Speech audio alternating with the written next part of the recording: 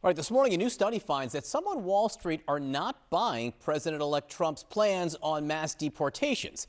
CNN's Matt Egan is here with that. Good morning, sir. Well, good morning, John. Look, this is a case of campaign promises colliding with reality. Wall Street does not believe that the looming immigration crackdown under Trump will live up to the hype. So Goldman Sachs surveyed more than 500 economists, and they do expect immigration to come down under Trump.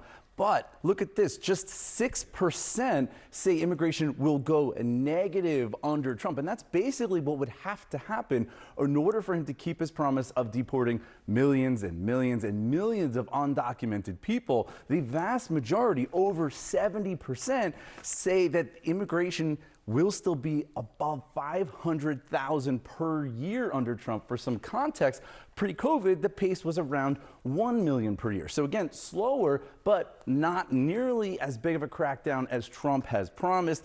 Why is this? Well, Goldman Sachs economists say there's two big reasons. One, because there are legal limits, and two, because there are logistical limits to executive action, and those limits will likely slow down the pace of deportations. Now, this will come as a relief to business owners who warn that deporting millions of people could starve them of workers. Look, I mean, undocumented people are a key part of this economy, right? They are cooking meals in restaurants, building homes, and they're picking crops on farms. The USDA found that a plurality of crop farm workers in America, 41% are unauthorized, and experts have warned that if you deport all of these crop workers, they're going to send grocery prices even higher. John, we should note, just because investors are saying that the immigration crackdown isn't going to live up to the hype doesn't mean they're right, but I do think this helps to explain why investors are basically shrugging off all these inflation warnings about the Trump agenda.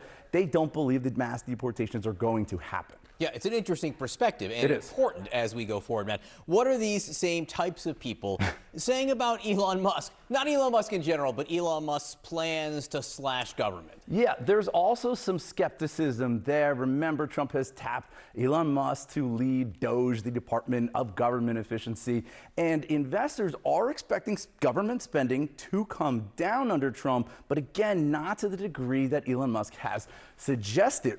42% of investors actually expect that this Musk-led commission will only come up with insignificant or very modest spending cuts. Contrast that with what Elon Musk promised in October during that Madison Square Garden rally. Take a listen.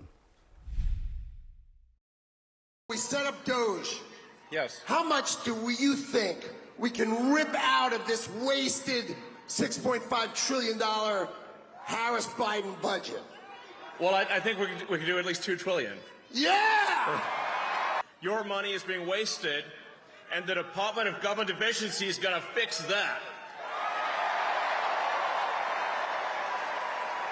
We're going to get the government off your back and out of your pocketbook. So Musk there promised at least $2 trillion.